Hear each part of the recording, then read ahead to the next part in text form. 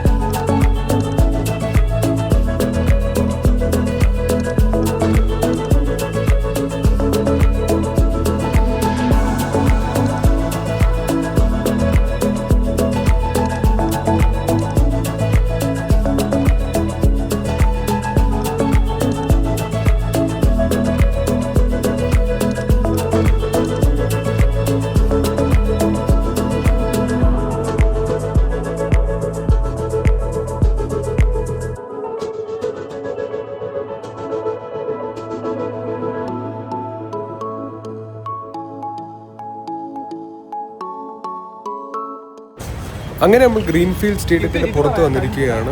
ഇവിടെ ആകപ്പാടെ ഫുൾ തിരക്കാണ്. അപ്പോൾ കുറേ പോലീസ് ഇവിടെ നിന്ന് ഫുൾ കൺട്രോൾ ചെയ്യുന്നുണ്ട്. അപ്പോൾ ഇവിടെ നമുക്ക് നമ്മുടെ സ്വന്തം MS ധോണി തലയുടെ ഒരു വലിയ കട്ടൗട്ട് ഇവിടെ വെച്ചിട്ടുണ്ട്. അതുപോലെ തന്നെ നമ്മുടെ സഞ്ജുവിൻ്റെയും ഒരു വലിയ കട്ടൗട്ട് ഇവിടെ വെച്ചിട്ടുണ്ട്. അപ്പം ഇന്നലെ കുറേ ന്യൂസൊക്കെ ഉണ്ടായിരുന്നു ഇങ്ങനെ വെക്കുന്നുണ്ടെന്ന് പറഞ്ഞിട്ട്. അതെന്തായാലും കൊള്ളാം, നല്ല രസമുണ്ട് കാണാൻ. ഒരു ന്യൂസിലൻഡ് ഫ്ലാഗാണ് നമ്മൾ ഈ കാണുന്നത്. അപ്പം ഫുൾ ഇന്ത്യൻ ഫാൻസിൻ്റെ ഇടയിലാണ് ഈ ഒരു ഒറ്റ ഫ്ലാഗ് ഇങ്ങനെ കിടന്ന് പറക്കുന്നത്. ഫുൾ ഫാൻസും ജേഴ്സിയൊക്കെ ഇട്ടാണ് വന്നിരിക്കുന്നത്. ആ കാണുന്നതാണ് നമ്മുടെ ഗ്രീൻഫീൽഡ് സ്റ്റേഡിയം.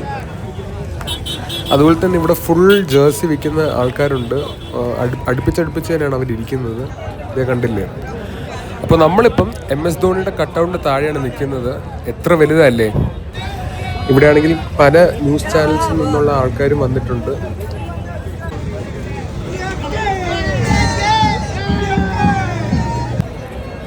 ആകപ്പാടെ ഫുൾ ഫാൻസിൻ്റെ ഒരു തിരക്കാണ് നമ്മൾ കാണുന്നത്.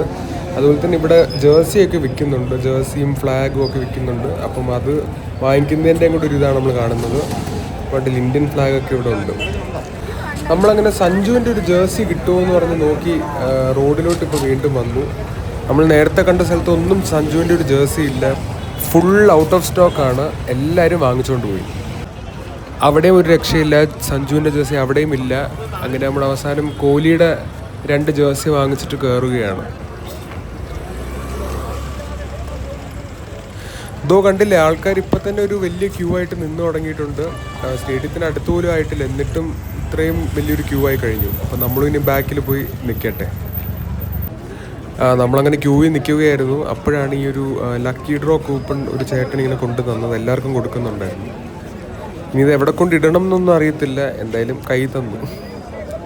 അപ്പോൾ നമ്മളിങ്ങനെ ക്യൂവിൽ നിൽക്കുകയാണ്, വെയിറ്റ് ചെയ്തുകൊണ്ടിരിക്കുകയാണ്. കുറേ നേരമായി. പതുക്കെയാണ് ഇത് മൂവ് ചെയ്തുകൊണ്ടിരിക്കുന്നത്. കണ്ടോ ബാക്കിൽ ഇനി എത്ര ആൾക്കാർ വന്നുകൊണ്ടിരിക്കുകയാണെന്ന്. അങ്ങനെ സമയം 5:30 കഴിഞ്ഞിരിക്കുന്നു. നമ്മളിപ്പോൾ ക്യൂ നിൽക്കാൻ തുടങ്ങിയിട്ട് 1 മണിക്കൂറിൽ കൂടുതലായി. 4:30 എന്തോ ആയപ്പോഴാണ് നമ്മൾ കയറിയത്. അപ്പോൾ ഇപ്പോഴും നമ്മൾ സ്റ്റേഡിയത്തിൻ്റെ അടുത്തോട്ട് എത്തുന്നതേ ഉള്ളൂ. ഭയങ്കര തിരക്കാണ്. പതുക്കെയാണ് അനങ്ങുന്നത്. കാലൊക്കെ നന്നായിട്ട് വേദനിക്കാനും തുടങ്ങി. അതിൻ്റെ കൂടെ വെള്ളമൊന്നും കൊണ്ടുവരാനും പറ്റില്ല. വെള്ളം ഇവിടെ ഒന്നും കിട്ടാനുമില്ല. ആകപ്പാടെ തളർന്ന് നിൽക്കുകയാണ്. ഇപ്പോഴും കണ്ടില്ല, നമ്മൾ അടുത്തോട്ട് എത്തുന്നേ ഉള്ളൂ. ഇതിൻ്റെ ഇടയിലും ആൾക്കാർ ഫ്ലാഗൊക്കെ പൊക്കി ആ ഒരു ഇത് കാണിക്കുന്നുണ്ട്. കുറേ പേര് വീഡിയോസും ഒക്കെ എടുക്കുന്നുണ്ട്. നമ്മുടെ ഗേറ്റ് 9 ആണ്. അതായത് നമ്മൾ ടെറസ് Fലാണ് ഇരിക്കുന്നത്. അപ്പം നമ്മൾ ആ റൈറ്റ് സൈഡിൽ കൂടെയാണ് ഇപ്പോൾ കയറുന്നത്. ബാക്കി ഗേറ്റ് നമ്പറിലുള്ളവർക്കൊക്കെ ലെഫ്റ്റിൽ കൂടെ കയറാനും ഉണ്ട്. അങ്ങനെ നമ്മൾ കയറിക്കൊണ്ടിരിക്കുന്നു. സമയം 6:45 ആയി. നമ്മൾ ടെറസിൻ്റെ മുകളിലെത്തി. അപ്പം ഒരു നല്ല വ്യൂ ഒക്കെ ഉണ്ട് ഇവിടെ. നമുക്ക് ഏകദേശം ഒരു 45 മിനിറ്റ്സ് കൂടെ എടുത്തു ഗേറ്റ് 9 ക്യൂ കഴിഞ്ഞ് ഇവിടെ മുകളിലെത്താൻ. അപ്പോൾ ഭയങ്കരമായിട്ടും തളർന്നു പോയി. കാരണം ഇത്രയും നിന്ന് കഴിഞ്ഞിട്ട് വീണ്ടും സ്റ്റെപ്പുകൾ ഒരുപാട് കയറിയാണ് ഈ ടെറസിൽ വരേണ്ടത്. അപ്പോൾ ഇനി കളി കാണാം. ഓക്കെ ഗൈസ്, അങ്ങനെ നമ്മളൊരു സീറ്റ് വന്നിരിപ്പുണ്ട്. ഇവിടെ ഭയങ്കര സൗണ്ടാണ്. അപ്പം ഞാൻ പറയുന്നതൊക്കെ കേൾക്കാൻ പറ്റുമെന്ന് അറിയത്തില്ല. ഇതോ ആ കാണുന്നതാണ് നമ്മുടെ ടെക്നോ പാർക്ക്. ടെക്നോ പാർക്ക് ഇവിടെ തൊട്ടടുത്ത് തന്നെയാണ്. പിന്നെ ഇവിടെ ഒരു ഫ്ലാറ്റ് ഉണ്ട് സ്റ്റേഡിയത്തിൻ്റെ തൊട്ടടുത്ത് തന്നെയാണെന്ന്. ഇവിടെ കളിയൊന്നും തുടങ്ങിയില്ല. അതിനു മുമ്പേ ഫാൻസിൻ്റെ ഒരു ഇത് കാണാം. നമുക്ക് സെലിബ്രേഷനും പരിപാടിയൊക്കെ കാണാൻ പറ്റും. എല്ലാവരുടെ കയ്യിലും മൊബൈലിലെ ടോർച്ച് കാണിക്കുന്നുണ്ട്. അതുപോലെ തന്നെ നമ്മൾ കണ്ടോ കൈയൊക്കെ പൊക്കുന്നുണ്ട്. ഇപ്പം അങ്ങനെ ഫുൾ ഓണാണിപ്പോൾ. അങ്ങനെ നമ്മുടെ മാച്ച് തുടങ്ങാറായി. ഇതോ നമ്മുടെ 2 അമ്പയർമാർ ഇറങ്ങിയിട്ടുണ്ട്. അതുപോലെ നമ്മളാണ് ടോസ് ജയിച്ചത്. അപ്പം ബാറ്റിംഗ് ചൂസ് ചെയ്തു. അതാണ് നമ്മുടെ ന്യൂസിലൻഡ് ടീം. അവർ ഹഡിലാണിത്. ഇതാണ് നമ്മുടെ ഇന്ത്യൻ ടീം. അതിൽ നമ്മുടെ ഓപ്പണേഴ്സായ സഞ്ജുവും അഭിഷേക് ശർമ്മയാണ് ഇതോ കയറി വിടുന്നത്. അങ്ങനെ സമയം 7 മണി ആയിരിക്കുകയാണ്. നമ്മുടെ മാച്ച് ഇപ്പോൾ തുടങ്ങും. അപ്പോൾ ഞാൻ ഇനി അങ്ങോട്ടൊന്നും പറയുന്നില്ല. കാരണം ഭയങ്കര സൗണ്ടാണ് ഇവിടെ. സ്റ്റേഡിയത്തിൽ ഫാൻസിൻ്റെ ഫുൾ സൗണ്ടാണ് കേൾക്കുന്നത്. അപ്പം ഞാൻ പറഞ്ഞാൽ പോലും ഒന്നും കേൾക്കാനും പറ്റില്ല. അപ്പോൾ നമുക്ക് മാച്ച് കാണാം.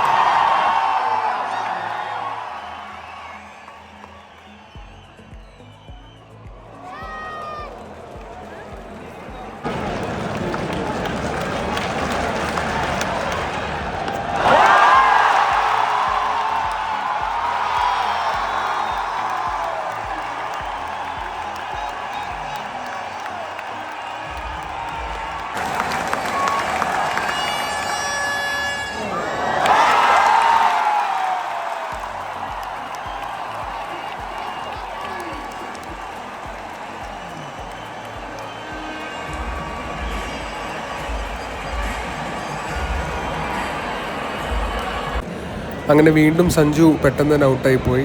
വെറും 6 റണ്ണേ എടുക്കാൻ പറ്റുള്ളൂ. സഞ്ജു ഔട്ടായപ്പം സ്റ്റേഡിയം ഫുൾ അങ്ങ് ഭയങ്കര സൈലൻ്റ് ആയിപ്പോയി. അപ്പോൾ നമ്മുടെ ഇഷാൻ കിഷൻ വന്നിട്ടുണ്ട്. നമുക്കിനി കാണാം.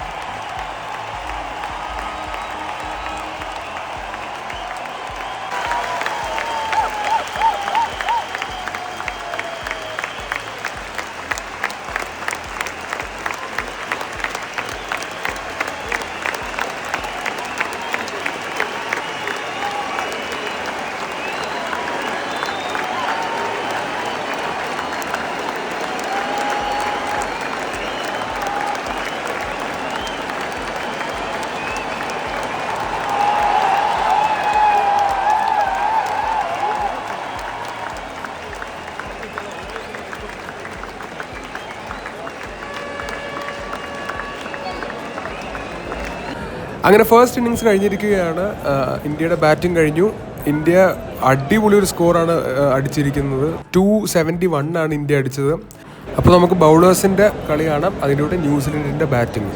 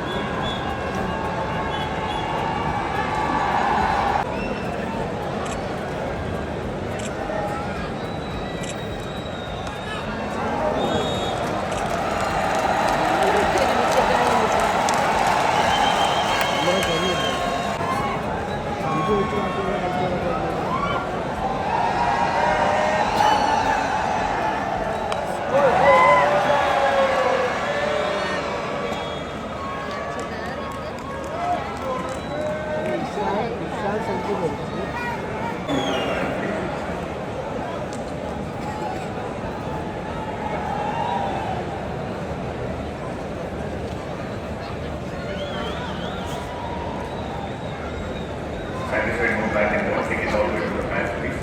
Okay. Can we go for water, I think?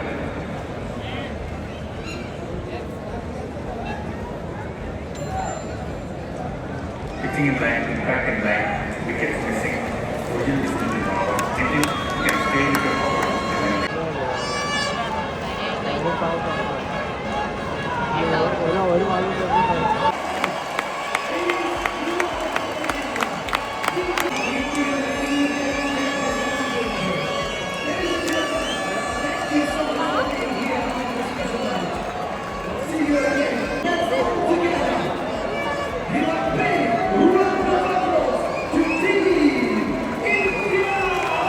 Okay guys, അങ്ങനെ നമ്മുടെ മാച്ച് കഴിഞ്ഞിരിക്കുകയാണ്. അങ്ങനെ നമ്മുടെ ഇന്ത്യ 46 റൺസിന് ജയിച്ചു. ഒരു അടിപൊളി മാച്ച് തന്നെയായിരുന്നു. ഇന്ത്യയിലും ന്യൂസിലൻഡായാലും നല്ല അടിപൊളി കളിയായിരുന്നു. ബാറ്റിംഗ് ആയാലും എല്ലാം അടിപൊളിയായിരുന്നു. അങ്ങനെ ഇന്ത്യ സീരീസും ജയിച്ചു 4-1.